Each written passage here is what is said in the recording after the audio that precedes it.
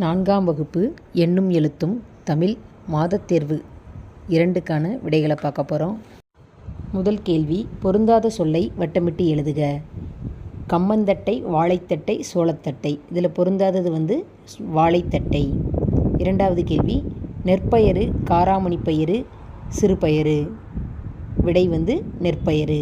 3வது கேள்வி, மாட்டாந்தொழு, ஆட்டாந்தொழு, புறவித்தொழு. இதில் விடை புறவித்தொழு. 2வது கேள்வி, வருணனை சொற்களை எடுத்து எழுதுக. வெள்ளை விளையரென்ற கொக்கு. இதில் வருணனை சொல் வெள்ளை விளையரென்ற. அதே மாதிரி அடுத்ததில் பச்சை பசைலென்று. 3வது இதில் சிலு சிலுவென்று. அடுத்து 3வது கேள்வி, சரியானவற்றை தேர்ந்தெடுத்து எழுதுக. கல்லணையை கட்ட முடிவெடுத்த அரசன் கரிகாலன். கல்லணை அமைந்துள்ள மாவட்டம் தஞ்சாவூர். மழைக்காலத்தில் வெள்ளப்பெருக்கினால் மக்கள் அவதிப்பட்டனர். அடுத்த கேள்வி, கோடிட்ட இடத்தை நிரப்புக. கல்லணை கட்ட பயன்படுத்தப்பட்ட பொருள் பாறை. கரிகாலனின் இயற்பெயர் வளவன். காவிரியில் அடிக்கடி பெருவெள்ளம் ஏற்படும். 5வது கேள்வி, பொறுத்துக. நேற்று படித்தேன், இன்று வரைகிறேன், நாளை விளையாடுவேன். அடுத்தது மொட்டுநிலை மாணவர்களுக்கான கேள்வி பதில். முதல் கேள்வி, பொறுத்துக. கல்லணை தஞ்சாவூர். துணை ஆறு வெண்ணாறு. கரிகாலன் வளவன். சொற்களை பயன்படுத்தி வர்ணனை தொடர் எழுதுக. மலைகள், ஓங்கி உயர்ந்த மலைகள் இருந்தன. வயல்கள், வயல்கள் பச்சை பசேலென்று இருந்தன. காற்று, காற்று சிலுசிலுவென்று வீசியது. 3வது கேள்வி, கால அடிப்படையில் வேறுபட்டதை தேர்ந்தெடுத்து எழுதுக. ஓடுவேன், எழுதுகிறேன், சமைப்பேன். இதில் எழுதுகிறேன் என மற்ற 2 எதிர்காலம். அடுத்தது படித்தேன், வரைந்தேன், எழுதுவேன். இதில் விடை எழுதுவேன் என மற்ற 2ம் இறந்த காலம். ஓடினேன், படிக்கிறேன், குடிக்கிறேன். இதில் விடை ஓடினேன், மற்ற 2ம் நிகழ்காலம். 4வது கேள்வி, சொற்களை இணைத்து தொடர் எழுதுக. யாழினி ஓவியம் வரைந்தாள். யாழினி பேருந்தில் சென்றாள். யாழினி நடனம் ஆடினாள். 5வது கேள்வி, விடை எழுதுக. காவிரியின் துணை ஆறுகள் 3 குறிப்பிடுக. வெண்ணாறு, கொள்ளிடம், புது ஆறு. அடுத்தது மலர்நிலை மாணவர்களுக்கான கேள்வி பதில். பொறுத்துக. மாட்டாந்தொழு, மாடு கட்டும் இடம். தேன் எடுப்பது வண்ணத்துப்பூச்சி. நாட்டுப்புற பாடல் முளைப்பாரி. தொடரில் அமைத்து எழுதுக. மகிழ்ச்சி, நாங்கள் மகிழ்ச்சியாக விளையாடினோம். மழைக்காலம், காவிரியில் மழைக்காலத்தில் வெள்ளம் ஏற்படும். பழைமை, கல்லணை ஒரு பழைமையான அணையாகும். சொற்களை இணைத்து தொடர் உருவாக்குக. முகிலன் இன்று ஆடுகின்றான். அது இன்று பறக்கிறது. அவள் இன்று விளையாடுகிறாள். 4வது கேள்வி, அட்டவணையில் உள்ள சொற்களை கொண்டு நிரப்புக. நேரிணை சொற்கள்.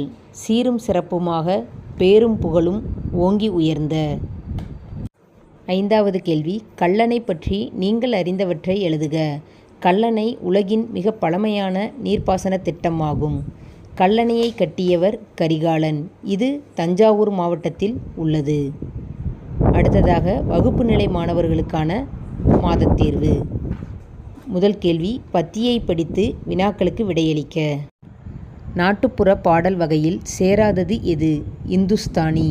நாட்டுப்புற பாடலில் கருப்பொருளாக இடம்பெறுபவை இவை அனைத்தும் பறவைகள், விலங்குகள், இயற்கை. நாட்டுப்புற பாடலின் கூறுகள் சங்ககால இலக்கியங்களில் காணப்படுகின்றன. குழந்தையை தூங்க வைக்க பாடப்படும் பாடல் எது? குழந்தையை தூங்க வைக்க பாடப்படும் பாடல் தாலாட்டு பாடலாகும். பொறுத்துக. ஆராரோ ஆரிராரோ தாலாட்டு பாடல். பளிஞ்சடுகுடு விளையாட்டு பாடல். ஐலசா ஐலசா தொழில் பாடல். மண்ணை விட்டு போனாயோ ஒப்பாரி பாடல். அடுத்ததாக ஐ செய்யலாமே பகுதி. சிட்டு கலைப்பொருட்களை செய்ய என்னவெல்லாம் பயன்படுத்தியிருப்பாள்?